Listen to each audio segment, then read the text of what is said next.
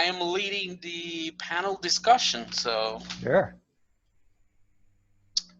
we can get started. I have Cindy, I have Oscar, and I have you, and then I have the three pre-selected members that are going to make questions are Paula, Paco, and Kathy.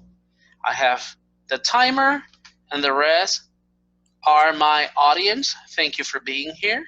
All the roles are pre-selected, as this is supposed to be a simulation of a panel, of what a panel discussion would normally look like, but we are not really anywhere where we can do a panel discussion. We will pretend that we will celebrate a panel discussion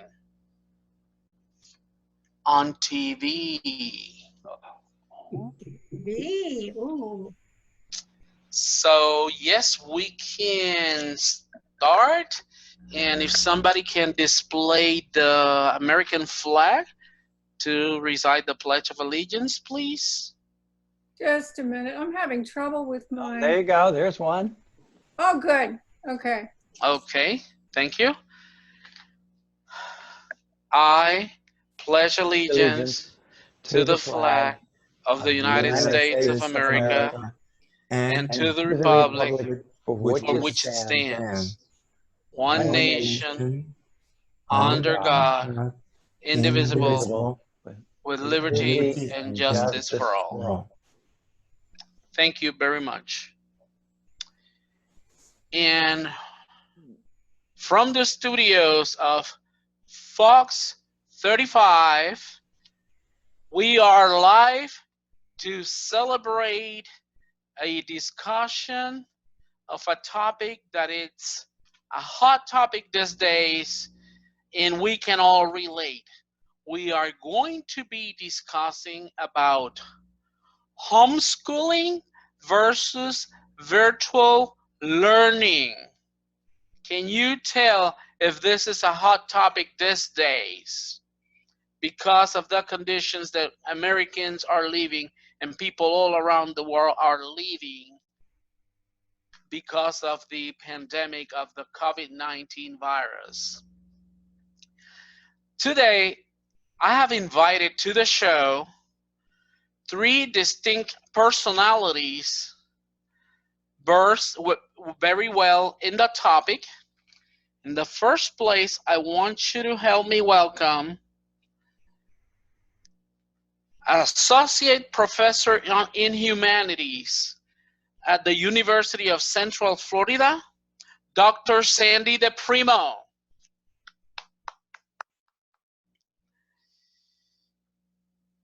The Dean of the Faculty of Arts and Sciences with specialty in linguistics at the University of Florida in Gainesville, Dr. George Hazard. And a professor of math at the Florida International University in Miami, Dr. Oscar Karlstad.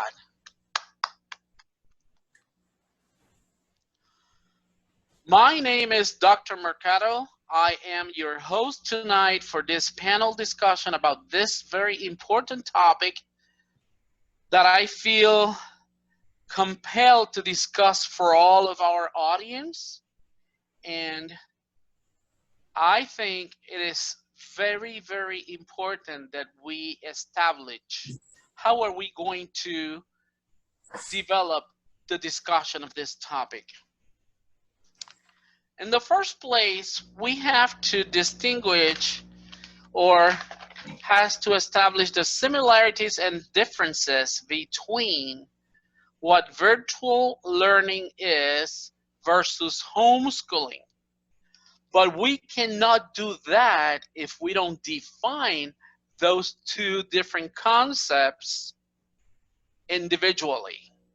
So we are going to be exploring in detail the benefits and advantages of virtual learning versus the disadvantages of virtual learning.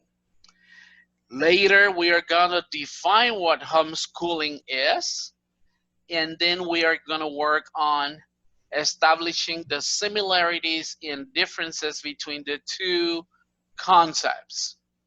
Why I think these two concepts are different and how are they handled in different jurisdictions of the school system is really, really important to understand why does it deserve discussion in such a forum like this. Let's start exploring to define what homeschooling is and how do we define and how do we incline to one side of the spectrum supporting homeschooling versus being against of homeschooling. Dr. George Hazard, would you please explain one of the most important characteristics of homeschooling based on the flexibility that the program provides? Actually, based on the flexibility is that in a homeschooling situation, you can design your own schedule, and it can work around the parents as they're working at home. It's rather easy to design a schedule with homeschoolers in mind. Even if you're working, typically you have one of the parents at home. Okay, that's perfect. But I see that Dr. Sandy DePrimo is against the concept of homeschooling. Do you feel that flexibility is a disadvantage? Dr. DePrimo? You're muted. Having a child that went through virtual homeschooling, there was no structure. There was no being there when your parents are there. There wasn't. We couldn't get a hold of teachers if we needed help. There was a 48-hour hold for them to respond. Sometimes they didn't respond at all. It was true homeschooling because you were the teacher. And whether you worked or not, they had to be online at certain times, but the teacher did not. So it was up to them to read these massive ebooks and figure out what they had to do or wait for one of us to be home to help them with it, which is fine. I had no problem with helping with it. But the problem I had was there was no structure. They were told what classes they had, and there was no help when you needed it. Okay, thank you very much. I know that there are challenges in all of those particular aspects of homeschooling as related to the flexibility of schedule. Although there are some advantages, I think that there are more disadvantages than advantages. In what really make me feel compelled to discuss this topic is because I know the homeschooling program in the island of Puerto Rico where I came from, in which they are bound to a particular curriculum designed by the school board for parents to follow with their kids. Like Sandy stated, one of them need to be there. Sometimes not all the parents are equally able to handle a particular curriculum. So they need to be tested first and they need to be licensed for such. What really threw me off is that now that we're having a lot of virtual learning, which is a totally different concept, I started researching on the topic and started finding out that there are jurisdictions that do not have that type of licensing tools and procedures, and they are able to do, or they are allowed to do whatever they please. So the parents establish the curriculum for the students, for their sons and daughters we're talking about. They are also allowed to determine how deep inside a particular topic they can go. They design the test, they submit their kids to the test, they grade the students' work. And I said to myself, how come are we gonna allow that to happen? And that's why I decided to see many points of view. George, I saw you raising your hand. You're muted. Let me give you some background. I have 3 children that were homeschooled. And because of that, I saw personally how great homeschooling is. You know, because they can really thrive. In fact, we're a Christian family, so we sent away to Bob Jones University. I don't know if you've heard of that place. It's in North Carolina, and they have all sorts of a curriculum. Now, we happen to be in the state of Wyoming where you don't have to test out on each item, but you have to submit to the school board the curriculum that you want to use. And this nice university just has already done the work for us. So we're able to just get curriculums, whatever our choosing is, and then submit that to the school board for their approval. It's a pretty slick process. So it's a way of reassuring that your children are going to get the proper education. Not in Florida. Florida virtual schooling is failing because it's poorly run. It's not defined. They say, here's your classes. That's it. That's all you take. You don't have a choice. And I asked for tutoring for math, and they told me if you can't be at McDonald's at 12 o'clock noon, you're out of luck. How many people work 8 to 5 or 8 to 3? There was no flexibility in that. If you wanted to be tutored, you had to be there at 12 o'clock at noon in the middle of McDonald's. And it was really rough. It was really rough. My son ended up going back to high school and had to readapt again because he was not used to being around people now. So, you know, like other kids and full classrooms, and that was another learning curve. Dr. Kalstad, I know that your specialty is in math. How do you perceive that students can cope with homeschooling when they have to deal with the subject of math? What is your opinion? What if the parents are not really prepared to teach them math at home? From my perspective, it's been a pleasure to have homeschooling because it really provides an environment where there's not a lot of fear, and it seems that the children seem to learn better. And the materials that you get are very self-explanatory, so they're done in a way that you can go follow step by step. And it seems that from my perspective, we've also had a series of good support structures in my world where if you do get stuck, you can turn to them and they seem to be right there to help you, move you along, and so you can understand the problem. And the way they are broken down mathematically is in many, many more steps. So there isn't a problem for the kid to learn, even though that some of the smarter kids might be able to jump through to and skip a few steps. They've made it in a way that's very adaptable.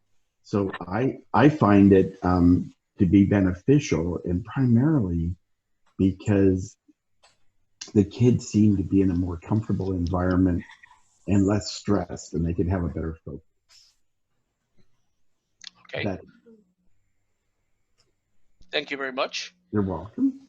I have a question here from one of our members of the audience, Kathy Jorgensen. What is your question?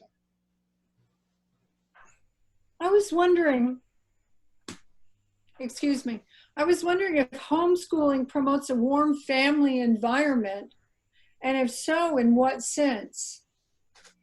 Thank you. Thank you, Miss Kathy Jorgensen.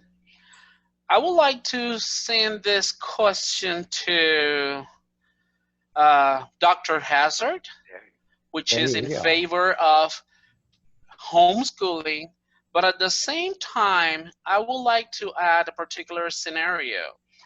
Having a warm family environment means that the students are going to be around the rest of their family. Isn't this considered a distraction when the students should be concentrated in the subjects that they are studying at the moment? And I've heard also that there is a lot of opportunities for community involvement.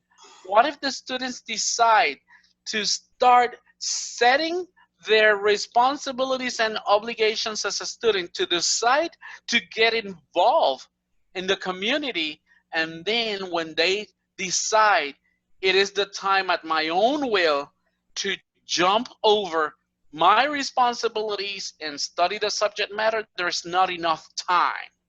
What do you think about that? Actually, there is enough time. When you get a student to sit down and just concentrate on their work, and it's a lot easier. They can go a lot faster on their own pace. If they get paced by a classroom, it's harder for them to go faster. But if you're a homeschooled kid, if you've got it, if you're good in a subject, you can just race through something and get it done because you've grasped that subject. You don't have to wait for everyone else. And in terms of family life, you know, it brings mom and dad together because sometimes they both have to work on math problems, if you will, doctor.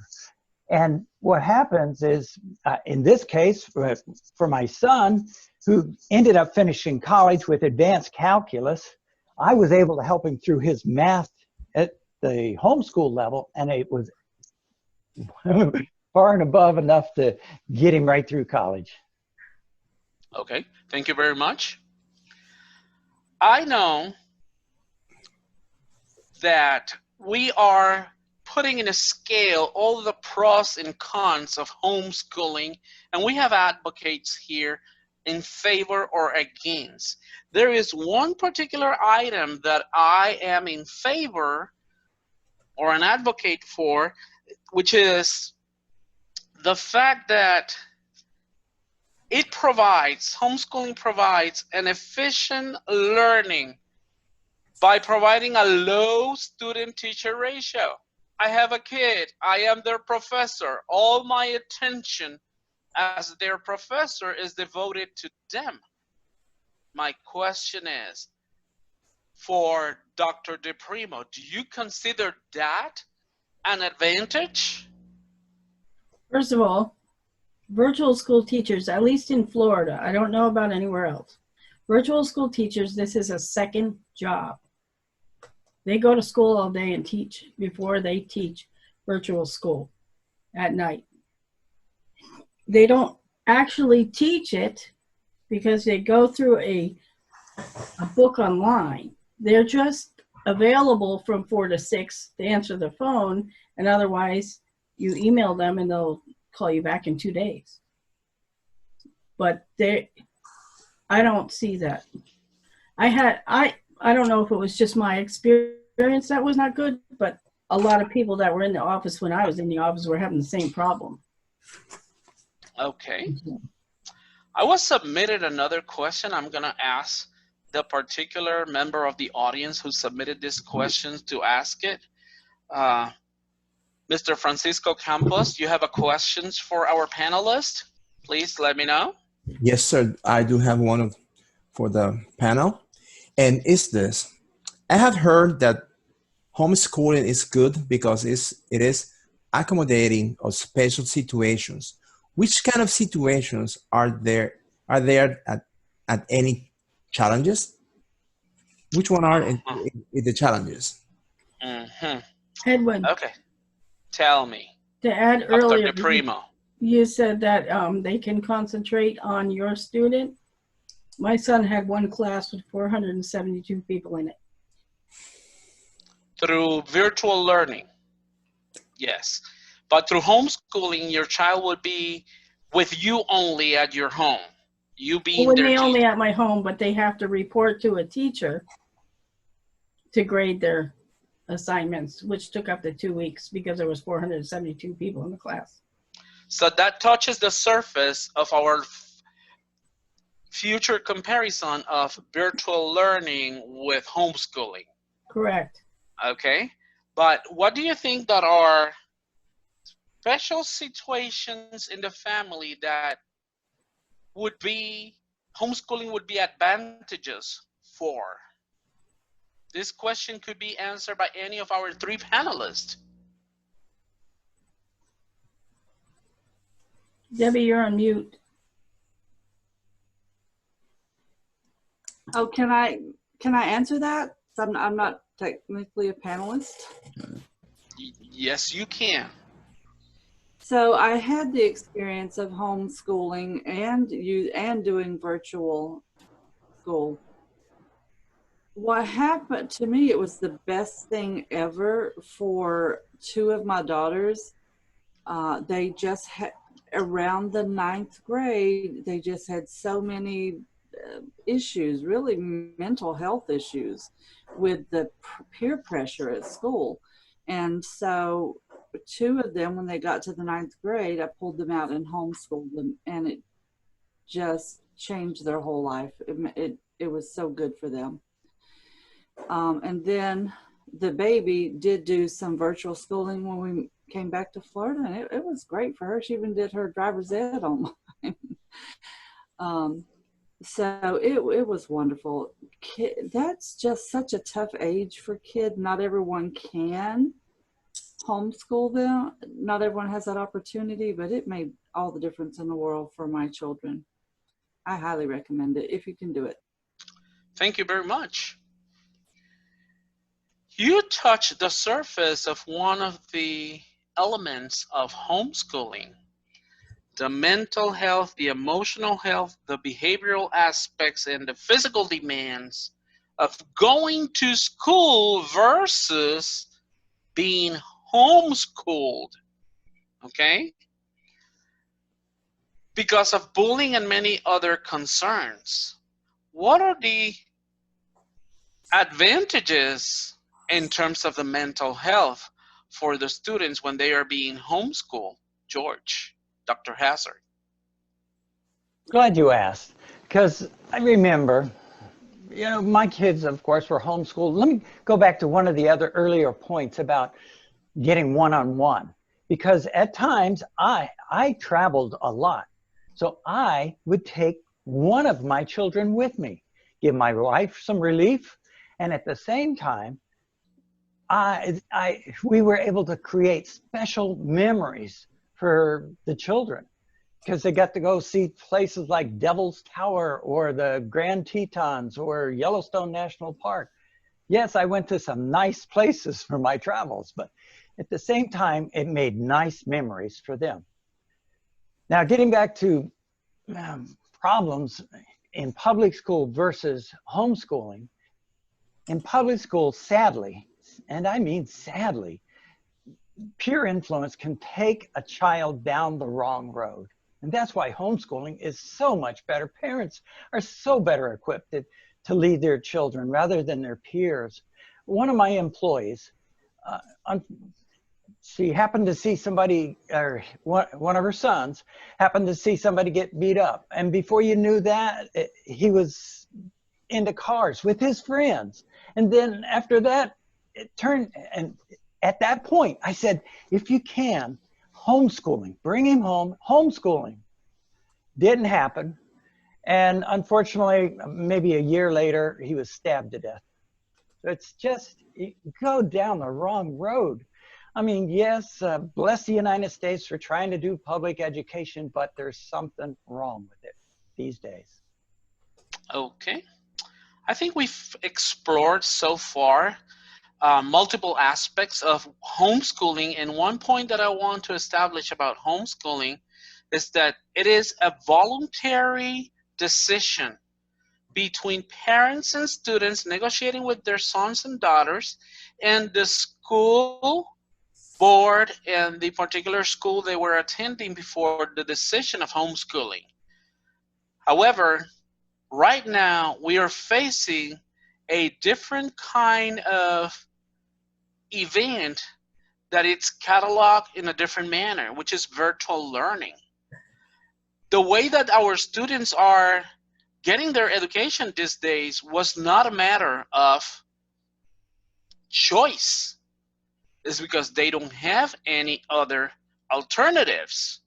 So I want you to discuss advantages and disadvantages of virtual learning, not from the perspective of the choice by parents and students with the school boards and the teachers in the regional schools they were attending.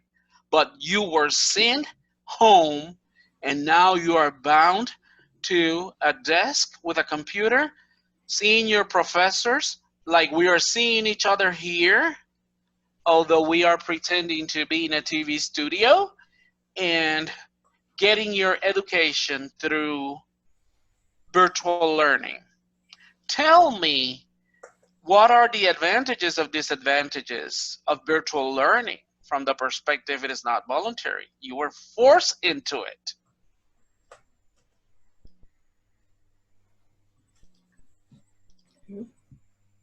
When you're Dr. DePrimo, yeah. yes, when you're essentially forced into it, I think you need to embrace it.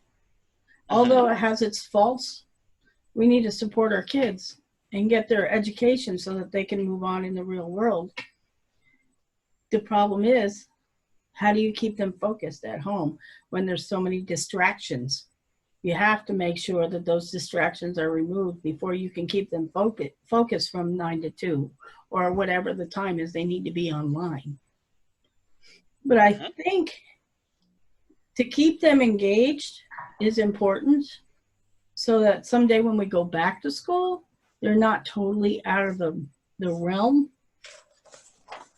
I think it's going to be a problem more socially to go back to school. But at this point, I think we need to embrace the online learning and be there for our kids. I see that advocates for virtual learning say that one of the advantages is the accessibility for those who have a computer, tablet, or smartphone. But what about those that don't? That they can get those devices working through Wi-Fi. Why they don't have Wi-Fi signals at home? That is flexible, but I am not talking about virtual learning as a version of the homeschooling voluntary decision. I'm saying as mandatory by the school boards and the school authorities in which your kids are attending. There is a time set, there is a particular schedule, like when they are going to school, in which they need to be there, like we are here right now. There is a particular time to be there in front of your computer, looking at your professor, hearing your professor delivering their lectures about the particular subject matter.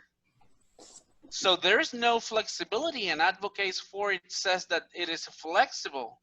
It is affordable, I buy that one.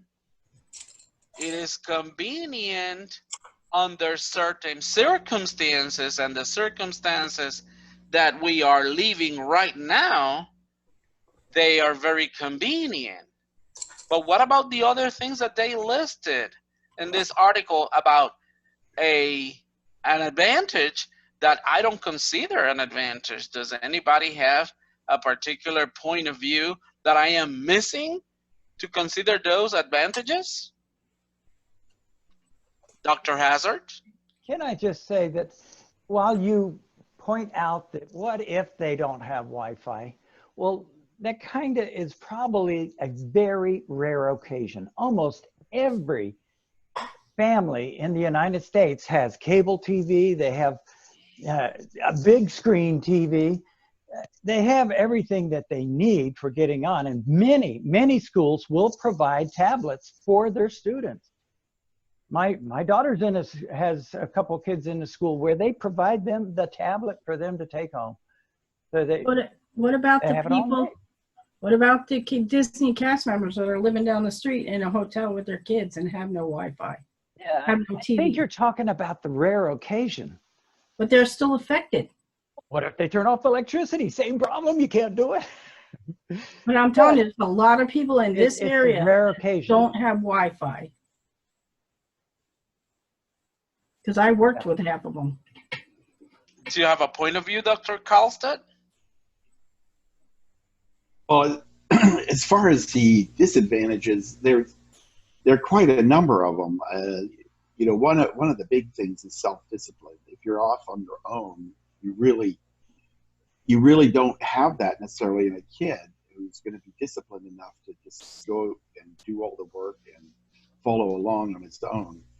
It's also impersonal, and you know, in the virtual environment, you get disconnected from that human contact, and it causes the same kind of encouragement, and you don't feel the same feedback. The big item too is isolation and feeling alone, separate, and a big part of life is connecting with others and working together with others. So solo learning can leave you out and alone, and doesn't prepare you for the world outside, where you have to work as a team and you have to cooperate and work together. And of course, you always have the technology issues that get in the way. So these are major problems for disadvantages for virtual learning. And not everybody has supportive family members either. That's another factor. Yeah. I have another question from another member of our audience, and that's Paula Suma. You mentioned you have a question for us. I do. Can you hear me? Perfect. Good, because now I'm on my phone. My computer just kind of went crazy. So my question is, virtual classes or virtual learning is subject to standard curriculum. Is that the case for homeschooling? Advocates in favor or against who want to Yes. start to answer that question? Well, I can easily take that one, because you do have to fill the state requirements, if you will, on what the curriculum might be. And there are many companies throughout the United States that will provide curriculums that at the state level, they'll approve. I bet you here in the state of Florida, you can find a bunch of places that will do that. That's what we found. We have many choices to choose from, and we just happened to choose one in North Carolina that filled perfectly the requirements for the state of Wyoming. Okay. Oscar, or Dr. Karlstedt or Dr. DePrimo, do you have anything to add to that? Or are you okay? No, I'm good. Yeah, I'm good too. Okay. I'm going to open now for 2 more questions from audience members. June, Bob Fisher, John Morrow, Pim. Do any of you have an additional question about this subject? June? Yes, good afternoon, Dr. Mercado, and all the doctors and all participants and audience. Even though I love all the different medium of education, I am concerned about the curriculum. Who monitors the curriculum for the different programs? And is it one standard curriculum that they follow based on the same thing that the child would have had if he or she attended a classroom environment? Or is it a curriculum based on each individual parent and there is no set standards and policies or guidelines? Okay. Who wants to take that question? Which of our panelists want to take that question? I'll go first. Dr. Hazard? Okay. Now, June, you implied that we weren't doing, or we don't do a standard curriculum, but we do. In fact, we follow curriculum so much better doing homeschooling versus public schools, if you will, because, you know, we get all the books that go with it. You're doing some virtual learning, but at the same time, you're doing book work, and mom and dad help drive that through. So how well your parenting skills are plays on a little bit too. But it does work. We had another point of view. We had no books. All we had was online. We had no books to work with. But it was your standard English, your standard math, history, science. When we got to science, we did have a choice between chemistry and forensic science, which I don't know why they picked those, and driver's ed. Perfect. I saw the hands from John Morrow and Kathy Jurgensen. We are arriving to the end of our presentation. John Morrow first, because I saw your hand first. Thank you very much. I appreciate it, Edwin. There is a couple of things here that are in conflict, and I don't know that there's necessarily an easy answer or an easy solution or a quick fix for it. We're in an unprecedented situation right now, so our hand is being forced. And because it's being forced, it's putting us in this place where we're having to do things that we've talked about, planned about, put together, and technology has advanced rapidly. But the problem is that we didn't expect this, and now suddenly we find ourselves realizing how inadequately equipped we actually are to handle this on both the orthodox curriculum approach of education within a facility and obviously the virtual homeschool approach, which I do believe personally is the wave of the future, because technology is going to, even in the case of those who are poor, technology is going to put that into their hands because it is the wave of the future, and technology is the single most thing that will allow us to be able to reach these lives. The biggest problem I'm seeing, and I don't know if any of you have a recommendation, we don't really, to this day, in our states and territories, based upon the fact that we have something of a defined national education program, yet we are a state-run set program, so we have this state versus federal battle going on, and that has a profound effect upon every aspect of education, whether it be textbook, whether it be curriculum, whether it be SAT, ACT, whether it be entrance exams, whether it be what are mean scores for, you know, the different types of colleges and levels. The point is, I don't see uniformity within the body of people that are most responsible for providing the education across the board. So right now, we could sit here and argue about the pluses and the minuses, but I think the problem is the technology is outrunning us, and we're not even up to speed on what we're currently doing that's considered traditional.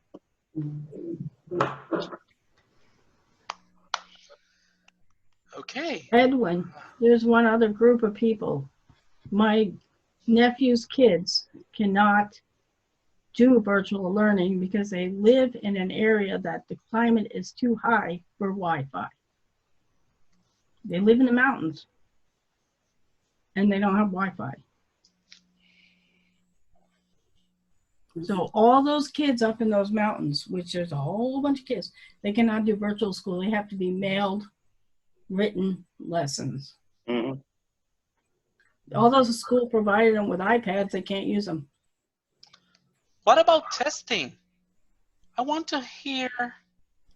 They need to test it first, but in this case, we had no option. No forewarning, no testing beforehand for those special situations. And yeah, there are great families who out there that this is perfect for. But there's also families that don't support their kids in learning. There's also families that are poor and can't get the internet, or they live in a place with no access to internet. Okay. Thank you very much.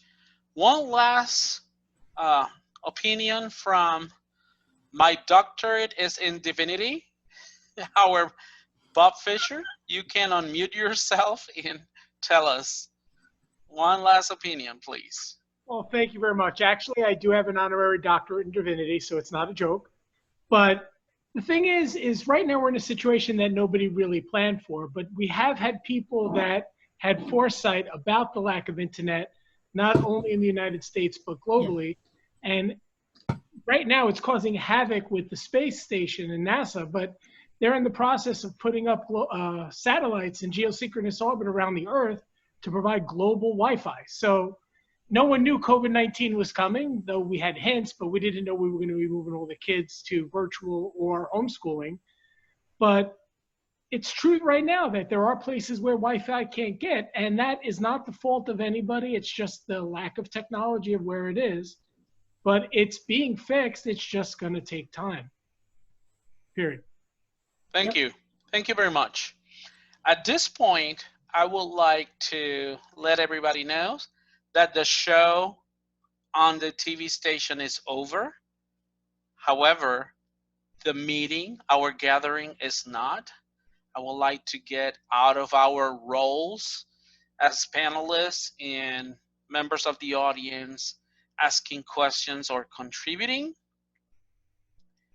And I would like to really thank everybody here for being team players with me. This is such a lengthy speech in leadership project that is very difficult for any clubs to give you the opportunity to do this at a regular speech meeting. And they decided, we are going to help you. We are going to help you organize a special kind of meeting, and I really appreciate it from the bottom of my heart. Sandy DePrimo, Dr. DePrimo, Dr. Hasser, and Dr. Kelstead, my fellow Toastmasters of Hunters Creek Toastmasters, who were my panelists, and then my 3 pre-selected members of the audience to provide us with particular questions, also pre-programmed. Those are Kathy Jorgensen, Paula Suma, and Francisco Campos, which we did not see his image throughout the entire presentation. And for all the other members of the audience who participated one way or another, Debbie, Bob, June, Pim for being our timer. I really appreciate all of you. And I participate to you that helping me out conduct this speech project, you helped me out complete my second level 5 on my second path. I have one path completed, and with this speech project, I complete another path. I'm sorry. And I really appreciate very much the efforts that you made of a particular time at home to be with me here tonight. And if you want to send comments, if you want to provide me an evaluation of what do you think about this simulation, I would really appreciate it. Welcome. I welcome to receive it. Okay, you all know my email address, antoniorivera424@yahoo.com, the same that I used to send you the invitation. Really appreciate it. So I will receive your feedback about the project, and thank you very much. I will send electronic versions, digital versions of a certificate of appreciation to all of you. If anybody wants to add anything else, you're more than welcome. May I ask you if you would sometime, if you would just email me the evaluation resource? I'll be glad to do that for you and scan and send it back to you. Or you can fill it in the body of the email. If you scroll down, you will see that the same evaluation format, it's pasted into the email body. You Okay. can just type right into the email body and send it back to me, and that's Do that. equally valuable. Yes, Good. it's Whatever works valid. best for you is fine with me. Yeah, and what works easier for you, it's fine with me. You just need the one evaluation, right? Excuse me? You just need the one evaluation from John. Yes, or from Debbie or from anybody who wants to. I send it to two different persons so I can compare it. But if any of you want to send me feedback, general feedback, I am open to receive that. Definitely. Okay. I really appreciate all your efforts and all your help and giving me some of your time for me to complete this project. Thank you very much. If you want to say something else, I really appreciate it. That applause goes from me to you guys. Thank you. Thank you, Good Edwin. job, Edwin. Good job. Thank you. So All right. if Good job. you don't have 42 anything minutes. else, Good to excuse see me? everyone. 40 Oh, the time, 42 minutes? Oh, wow. 42 Okay. minutes and 17 seconds. Good job. Wow.